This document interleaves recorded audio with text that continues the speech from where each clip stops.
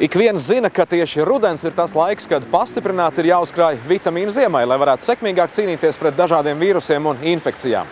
Tomēr vislabāk tos uzņemt nevis iekapsulētā veidā mazās pudelītēs, bet gan svaigus un kraukšķīgus. Kā tas ir iespējams? Zemnieku saimniecība Vecapēni radās 90. gadu sākumā un kādu laiku darbojās līdzīgi kā citas saimniecības, bet tad, ņemot vērā izcilā pavāra Mārtiņa Rītiņa ieteikumu, pārorientējās uz sēklu audzēšanu un diedzēšanu. Tas īpašais ir tas, ka sēklā ir sakoncentrēta visa enerģija, visa vitamīna, minerāla vielas un aktīvi enzīmi, kas sēklas dīgšanas brīdī tiek aktivizēti, lai viņš spētu izaugt un sākt uzņemt barības vielas. Šobrīd Vecapēnu produkcija ir nopērkama visos Latvijas lielākajos veikalu tīklos. Protams, tieši ziemas sezonā pēc diedzētām sēklām ir īpaši liels pieprasījums, jo vasarā jau zaļumu un augu katram pašam savā dārzā pietiek. Neskatoties uz latviešu mentalitāti, kas gausi pieņem dažādus jaunumus uzturu jomā, Vecapēnu produkcijas noiets ar katru gadu pieaug. Runājot ar cilvēkiem, ar katru brīdi arvien vairāk cilvēki uzzina, ka tāda lieta pastāv, kad var ēst diedzētās sēkliņas, pagaršo un ir izbrīnīti, kāpēc viņi līdz šim to nav zinājuši un nav ēduši. Un tas to gandarījumu arvien vairāk dod. Sēklu var salīdzināt ar bērnu, kurš vēl atrodoties mātes ķermenī no tās paņem visu to labāko. Un tieši tajā brīdī, kad augs ir sācis aktivizēties, mēs to liekam uz šķīvja un apēdam. Tādējādi viss labais un veselīgais no tā nonāk mūsu organismā. Vecapēni piedāvā 19 dažādus produktus, kuru audzēšana un diedzēšana ir atšķirīga. Tiek diedzētas 7 veidu sēklas – redīsu, lēcu, sīpolu, brokoļu, kviešu, ķīnas pupiņu un lucernas. Eiropā iepirktās sēklas tiek iebērtas plastmasas traukos un pārlietas ar ūdeni. Pēc 24 stundām tās nokāš, noskalo ar augstu ūdeni un atstāja nostāvēties vēl diennakti. Tad sēklas vēlreiz noskalo. Kad tām jau parādījušies asniņi, kas parasti notiek 3 dienu laikā, sēklas ir gatavas ēšanai. No diedzētajām sēklām pircēji visvairāk iecienījuši ķīnas pupiņas un lucernas sēklas, kā arī kviešu graudus.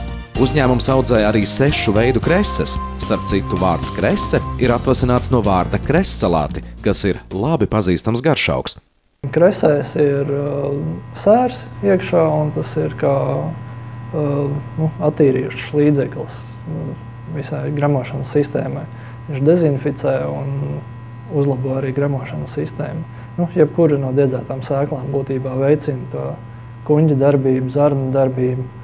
Un mēs paši jūtamies labāk, jo esam uzņēmuši vitamīnus, un mūsu iekšējā orgāna var labāk strādāt un uzņemt arī barības vielas no citiem augiem. Lai izaudzētu kreses, plastmasas kastītēs tiek ievietota dārzniecībā izmantojamā akmens vate, kura palīdz nodrošināt sēkliņām mitrumu. Vate tiek salaistīta ar ūdeni, un tā uzkaisa kreses sēkliņas. Tad tām atliek vien augt. Pirmajā dienā sēkliņas izmirkst, otrajā dienā tām izaug asniņi, bet 3. vai 4. dienā jau parādījušies mazi zaļumiņi. Tās gatavas ēšanai. Protams, ik viens var izmēģināt vitamīnus izdiedzēt arī pats savās mājās, ko varētu salīdzināt ar mazdārziņu uz palodzes. Galvenās lietas, kas ir vajadzīgas, tas ir siltums, gaisma un ūdens, ko arī mēs izmantojam, nepielietojot nekādas ķīmiskos uzlabotājus vai mēslojumus vai ķīmijas, lai kaut ko noslāpētu, kādu slimību izplatību, jo dabīgā produktā nedrīkst būt. Ēšanai gatavā dabīgā produktā nedrīkst būt ķīmiskas piemaisījumi. Un mājās tāpat paņemam sēkliņu, aplējam ar ūdeni, ik pa brīdim, reizi dienā vismaz noskalojam, un tad, kad viņi ir izaugusi asniņš, tad varam ēst. Pirms sēklu iegādes gan vajadzētu pārliecināties, vai tās nav kodinātas, jo tādas diedzēšanai nebūs derīgas. Diedzēt un audzēt var jebkuras sēklas, taču ēst gan visas nevajadzētu, piemēram, tomātu sēklas domātas tikai augļu iegūšanai. Sēkliņām un augiem vajadzīgs īpašs apgaismojums. Dažiem augiem labāk patīk dienas gaismas, bet citiem savukārt siltumnīcu lampas. Vislabāk, kas bērniem patīk, tās ir ķīnas pupiņas, jo viņas garšo pēc zaļajiem zirnīšiem, konservētajiem, bet viņas ir dabīgi. Tad ir jebkura no Otrais punkts ir, kad jānogaršo ir un jāpasaka, kas pašam garšo. Jo, ja kāda sēkliņa garša nav pieņemama, tad arī tas ēdiens, kas būs galā, viņš nebūs garšīgs.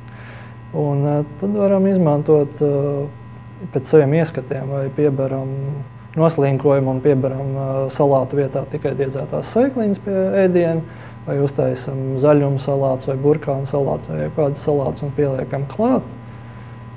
Tāpat uz sviestmaizītes uzliekam desu vai sieru, uzberam zaļumiņu virsū un uzreiz ir atsvaidzinoša garša.